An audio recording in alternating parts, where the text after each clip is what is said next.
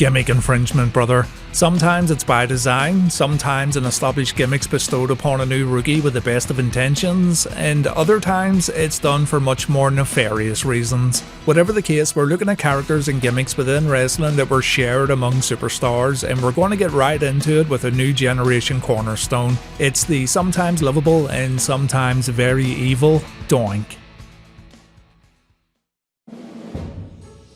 Matt Osborne played the role of the original Doink the Clown, and he carried the gimmick extremely well. Viewers initially thought Doink was nothing more than a fun-loving circus act that somehow made his way to another circus act that is WWF wrestling. But underneath the pranks and underneath the jokes was something much more dark and sinister.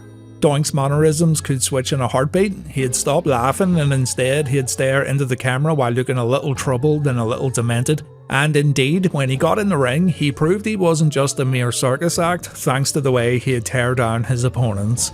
As time goes on, we learned that Doink's pranks were more about mind games. He famously used tricks and illusions to overcome his opponents, and I always thought the WWF could have done a lot more with this character had they kept Doink a villain and kept him in the company long enough for storylines to become a bit more contemporary and not so ingrained in wholesome early 90s family entertainment. While Matt Osborne left the WWF, the gimmick ended up sticking around. Steve Lombardi and Ray Apollo were the most notable replacements for Matt Osborne, though you could always tell when it wasn't the real Doink. But it goes even further than that, seeing as many other guys, such as Ace Darlin and Dusty Wolf, also played the character away from WWF rings along with a multitude of independent performers. Matt Osborne, meanwhile, took the character to ECW where he continued the legacy of the real Doink. Playing the role of a clown had seriously damaged his mind, and the Born Again character kinda showed us what was left of this performer who was trying to come to terms with the gimmick that almost broke him. It's good stuff that the WWF could have benefited from had they kept Matt around until the Attitude Era, perhaps. With so many Doinks being put on TV and showing up in random independent shows, it really proves how revered the Doink character really was, or maybe it proves how easily identifiable the gimmick was for fans of 90s wrestling. You never knew when a Doink was going to show up.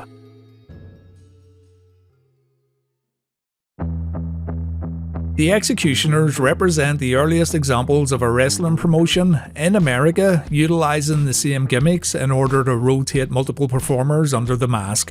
The team originally consisted of Executioner 1, Killer Kowalski, and Executioner 2, Big John Studd. The team was successful in the old WWF, even winning the Tag Team Championships, and then they were joined by Executioner 3, Nikolai Volkov.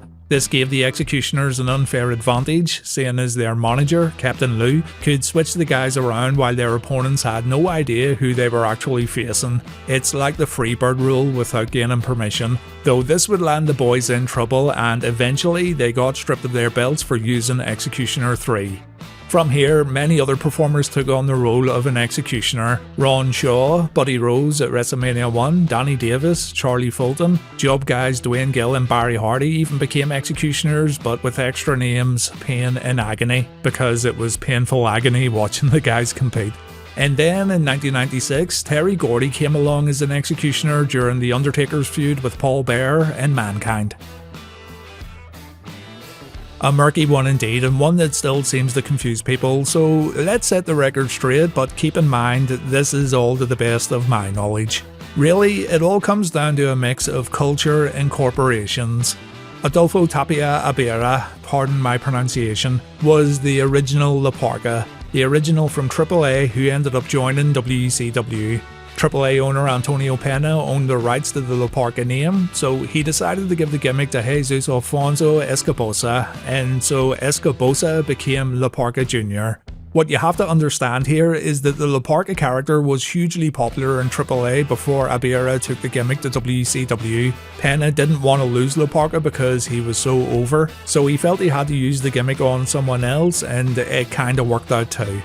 In 2003, the original La Parka joined CMLL, which of course was AAA's main rival. This means the OG La Parka is now in CMLL while La Parka Jr. is in AAA.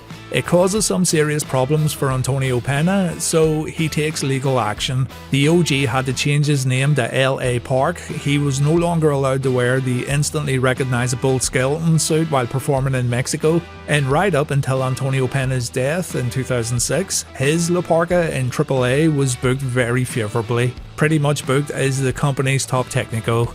L.A. Park would then return to AAA in 2010, the two were able to have a feud, and they even had a match for the La Parka name at Triple Mania 18. The outcome was a bit confusing. L.A. Park won on the night and fans were ready for the original La Parka to take back the original moniker, but due to a ruling from the Mexico City Boxing and Wrestling Commission, the match was thrown out like it never happened, and the men kept their usual names. So the OG, the one that went to WCW, he was still L.A. Park, while Escobosa kept using the La Parka name. Really, I'd love to cover all this in more detail and look at how the gimmick carried on through decades. There's so much more to cover, including the third La Parka, but trying to find AAA and CMLL shows in a neat and well-maintained manner is kinda tough. If anyone has any good leads, please let me know.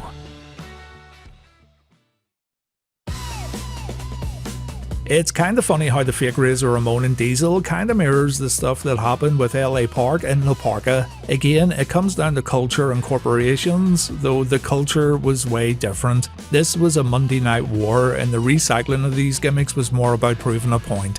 Kevin Nash and Scott Hall leave the WWF to join WCW. Vince McMahon sees his former employees on WCW television, and he thinks Scott Hall, in particular, is acting way too much like his old WWF-owned Razor Ramon gimmick. And on top of that, Hall and Nash are talking about a WCW takeover. Hall also makes mentions of names like the Nacho Man and Scheme Gene, names the WWF used to make fun of Randy Savage and Gene Okerlund. So the outsiders were given off the impression that they came from the WWF to overthrow WCW. The WWF had been taking shots at WCW in late 95 and early 96, and the way Bischoff presented Hall and Nash made it feel like the WWF were continuing to take shots by sending these guys to WCW TV shows. Of course, this was all part of the magic, and Hall and Nash were not still hired by the WWF, but Vince felt the way Bischoff used the outsiders infringed on WWF copyright. So not only did Vince try to sue WCW, not only did Hall and Nash have to come out on TV and directly say they weren't working for the WWF, but to prove a point, Vince McMahon recycled the Razor Ramon and Diesel characters and he presented them on his TV shows. In trying to prove this point, Vince made his company look second rate. Razor and Diesel were big fan favourites of the new generation, and fans genuinely liked the original characters, so having copycats come down to the ring while trying to mimic the original mannerisms really didn't go down well at all, and it's a case of Vince cutting his nose off to spite his face. It made the WWF look like a joke, and it was also self-destructive. Why would anyone want to watch the frauds when they can switch the channel and see the real deal? Rick Bogner and Glenn Jacobs played the roles of the fake Razor and Diesel respectively. It was unfair to the guys playing these characters because they would never ever be accepted, and it was unfair to fans who enjoyed the original Razor Ramon and Diesel in the WWF. Funnily enough, Glenn Jacobs, the man who played the fake Diesel, would meet a similar copycat years later when a fake Kane showed up on TV. Kane was, without a doubt, Glenn's big success story, the brother of The Undertaker who had gotten extremely popular thanks to his wars against the Phenom. According to Bruce Pritchard, Kane wasn't supposed to stick around. The original idea, if you believe it, was for Kane to debut at In Your House Bad Blood, build up a match against Taker at Mania 14, and after Undertaker defeated his younger brother, Kane was supposed to disappear forever. Plans changed, apparently, when Kane got so popular during his first few months in the company, and that much can't be debated. There was genuine intimidation in the air when Kane's music played in the arena, and the WWF would have been utterly foolish to let this character vanish after he had gotten so popular. So Kane stuck around and the destruction continued on. Many alterations were made to the Kane character, including the Big Red Machine losing his mask, but in May 2006, the mask appeared on the giant screen and it began to talk to Kane. Kane's past trauma and mental stability were brought to the forefront here. Kane would have to face a past version of himself, and yeah, the WWF presented Kane vs. Kane. The imposter was played by Luke Gallows. The doppelganger storyline didn't go down well at all, especially when the imposter looked utterly ridiculous during his first outing. And after a match at Vengeance 2006, which the imposter won, the storyline was swiftly dropped. Rumour has it that, at one point in time, the idea was to use the imposter in a full-time role while Glenn Jacobs took time away from the ring. The imposter would actually be revealed as the real Kane all along, but it didn't work out that way, and it's probably for the best that it didn't work out that way. Again, all hearsay though. If I've got any of this wrong, please correct me in the comments. So here goes. In 2004, Luis Uribe put on the Mistico mask and he became one of the biggest stars in Mexico. So popular was Mistico that the WWE hired him in 2011 and he became Sin Cara. The Mistico gimmick was left in Mexico. Luis didn't own the gimmick, so CMLL gave the gimmick to a young star named Carlos Munoz. Again, forgive my pronunciation. Before becoming the second Mistico, Carlos was known as Dragon Lee. He gave the Dragon Lee gimmick to his younger brother Emmanuel after taking on the Mistico moniker, and this is the current Dragon Lee that we now see on WWE television. Sin Cara performs in WWE, he doesn't do well at all. He becomes well known for botching frequently, and yes, I know many excuses have been made for this, including the mask, the lighting, and Luis having to work a different style, but at the end of the day, what you see is what you get. So Sin Cara's doing poorly, and on top of this, he's handed a wellness suspension. While this suspension was underway, the WWE brought in someone else to play the Sin Cara character. His name was George Arias, better known as Hunico. When the original Sin Cara came back to TV, fans were treated to some Sin Cara vs Sin Cara shenanigans in which the OG won the right to keep the name, but then the OG ends up leaving and the gimmick goes back to Hunico anyway. Fast forward to 2021, Mistico 2 ends up leaving CMLL. This allows the OG Mistico and OG Sin Cara to take back the Mistico name, and the legend of Mistico continues on to this very day. I think I've got that all right. I know I butchered the real names, but correct me if I'm wrong in the comments. I talked about this one in the recent video looking at guys who use the gimmick for only a single night, but the Black Scorpion also qualifies here because many people played the gimmick before Ric Flair at Starrcade 90. For those who didn't watch the previous video, the Black Scorpion arrived in WCW to torment Sting. He was supposed to be someone who knew Sting very well, and apparently this guy could easily defeat Sting, seeing as the two had history. At Starrcade 90 it was revealed to be Ric Flair, and apparently this was a last minute thing that annoyed Flair quite a bit, seeing as he was not expecting to play the role of the Black Scorpion. The Black Scorpion wrestled Sting beforehand in a match at Clash of the Champions 12. This Black Scorpion was portrayed by Al Perez, and according to Flair, Perez was supposed to remain the Black Scorpion, but he pulled out when he realised he'd be jobbing to Sting throughout the rivalry. It's also been reported, by the way, that it was due to money. Plans changed, someone else has to be the Black Scorpion, and while WCW tried to come up with a conclusion, other people played the role, including David Sheldon, Jeff Ellis, and Bill Irwin. Bill's maybe better known to WWF fans as the hockey-loving goon. The Black Scorpion's another one of those gimmicks that made frequent appearances on the Independents long after its TV run came to an end, though you'd hope this is done in a more tongue-in-cheek manner rather than being serious. The Black Scorpion lives on as one of WCW's worst storylines during the early 90s, so we don't need to see that kind of stuff ever again. Alright, this one's a little bit spicy. Octagon was a long-running legendary superstar in AAA, and the first man to take on the role of Octagon Jr. was Sumare Del Sol. This run as Octagon Jr. turned out to be brief though, because he'd end up taking himself off to WWE where he had become Kalisto in 2013.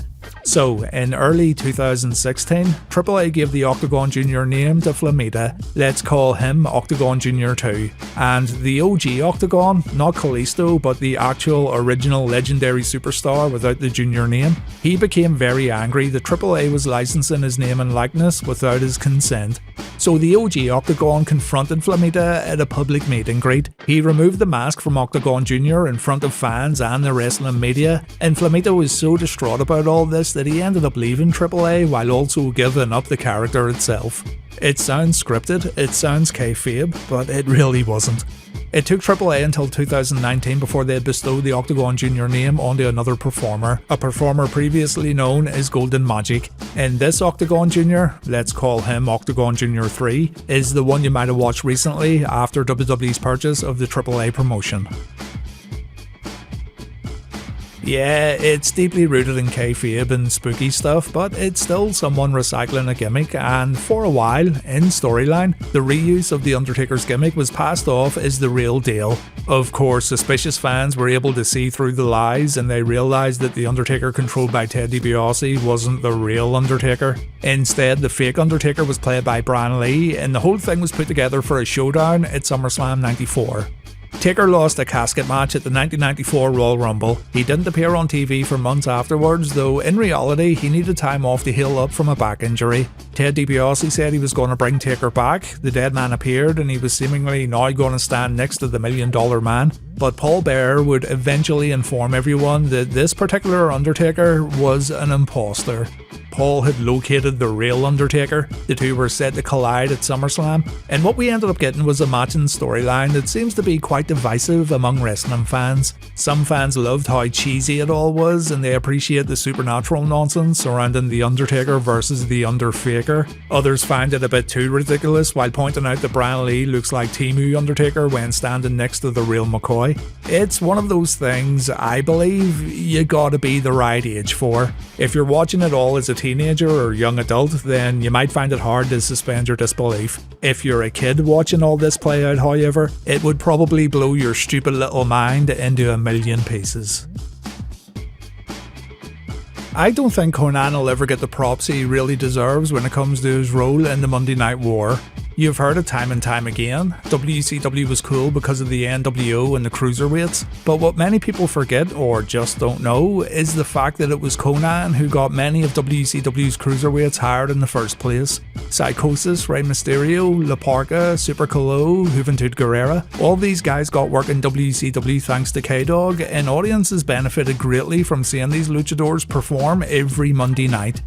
Before all this though, Konnan was a pretty big deal himself in Mexico. Watch his earlier work and you'll see a quick, athletic and charismatic performer who could work extremely well as both a babyface and a heel. So naturally, the WWF got wind of this performer, he got a few tryout matches, and about a year after his first tryout, they brought him in as Max Moon.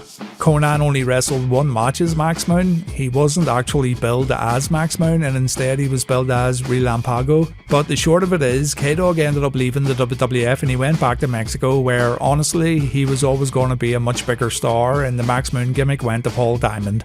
At first, when Diamond used the gimmick, he was billed as the Comet Kid. The entrance gear and ring attire remained the exact same, like your mom's terrible attempt at making you a Mega Man costume for Halloween. Though eventually Diamond was billed as Max Moon, and Konnan made the right choice when heading back to Mexico.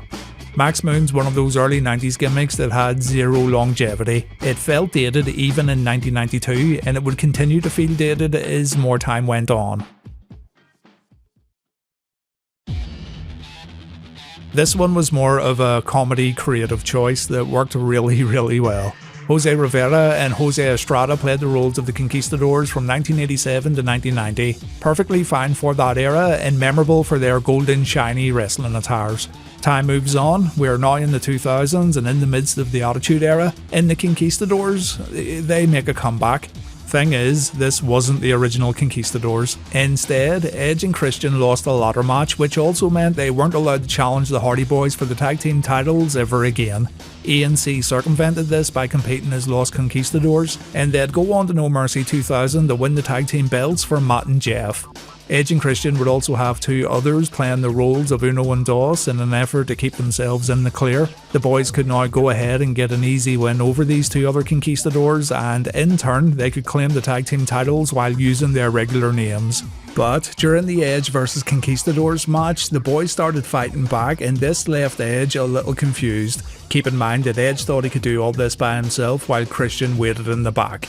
Turns out Matt and Jeff took the gimmicks before the bell rang, and the Hardy Boys got one over on Edge and Christian, and when all was said and done, the Hardy Boys regained their tag team championships while using the Los Conquistadors gimmicks. Great stuff here and a whole lot of fun to watch back. I mentioned in Reliving the War that I'd forgotten just how entertaining Edge and Christian were during the Attitude Era, and this stuff here, with the Conquistadors, is really the tip of the iceberg. Go watch it all for yourself and I guarantee you'll laugh more than once. The story of NWO Sting's actually quite fascinating. He was only supposed to be a cheap imposter, a Sting clone brought in by the NWO to confuse Steve Borden's friends, but the fake Sting actually got some decent mileage out of using someone else's gimmick. In the build up to Fall Brawl 96, the NWO were playing mind games. They told everyone that Sting had joined the faction, and keep in mind that Sting was supposed to face the NWO in a War Games match alongside Ric Flair, Arn Anderson and Lex Luger. Turns out the NWO were using a fake Sting, an imposter played by Jeff Farmer, and no, not this Jeff Farmer. But I don't like it when things aren't going my way. But I wish it was this Jeff Farmer. Yep. Is the real Sting morphed into his Crow character due to his peers not believing in him? The fake Sting took a similar path. He too morphed into a darker version of the Sting character, though we could always tell who the fake Sting was and who the real Sting was.